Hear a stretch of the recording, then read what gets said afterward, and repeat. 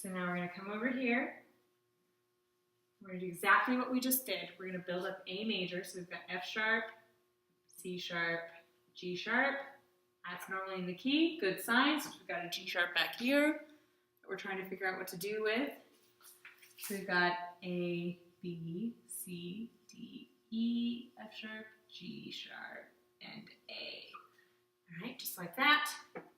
And then 1, 2, 3, 4, 5, 6, 7, and 1. All right, so now the root of our chord is E.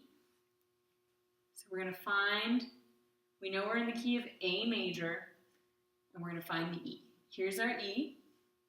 It lines up very conveniently with a 5. So we know it's some sort of, it's a 5 of 5 chord, right? So we've got 5 of 5.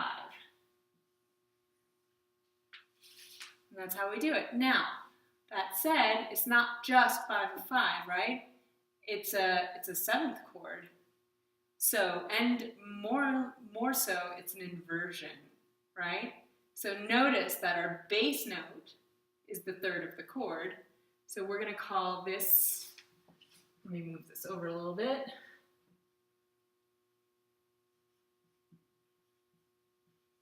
We're going to call this guy 5, 6, 5, right? Because it's indicating it's a 7th chord and not just any old triad of 5.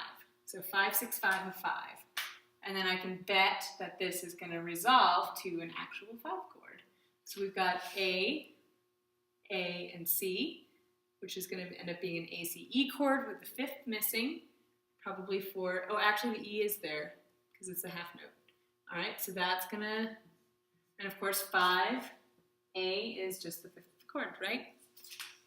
So it just goes to 5, and it's tonic, so it's root position, A is on the bottom.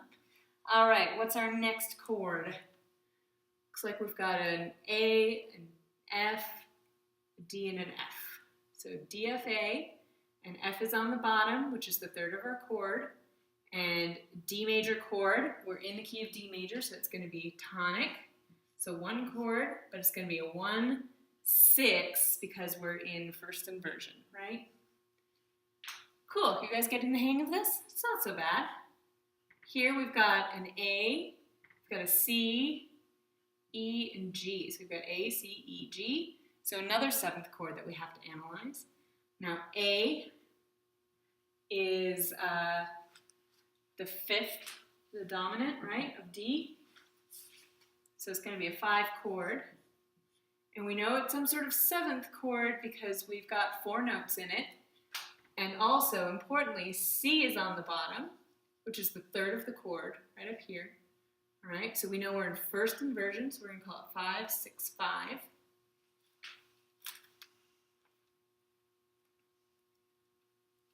All right.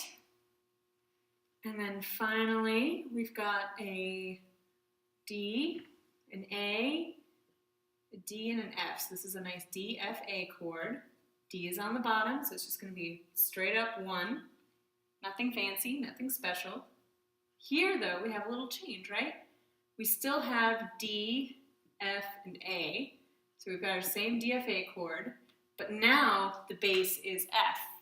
So we've got an inversion. So it's going to be 1, 1, 6. All right?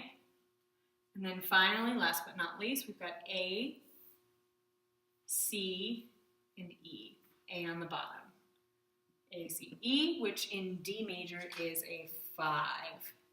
So this ends on a half cadence. And here, actually, we've got 5, 1. So that's going to be a PAC. 2, 6, 5, 1. Very, very common. All right, so I want you guys to also label the cadences because I just want you to get used to it. Also, I don't think there are any, but if you see any passing tones or neighboring tones, label those because I want you to get used to it since you're going to do it in the final anyway. So yeah, that's basically how you're going to do number 2 And this is going to be a big part of the final as well, is just doing straight up analysis. So if you have any questions, please, please, please email me, call me. I will get back to you. And yeah, have fun. Good luck. That's all you have to do. So assignment 4.1, 1 through 14, 14.2, 1 through 15, although most of them are already done for you. And then assignment 14.9, you're going to do number 2. We already did number 1 on the board. We're going to do number 2. Number 3 is weirdly cut off and doesn't really have an ending. So number 2 it is. So you're going to do the Beethoven Sonatina in G major. All right, good luck, guys.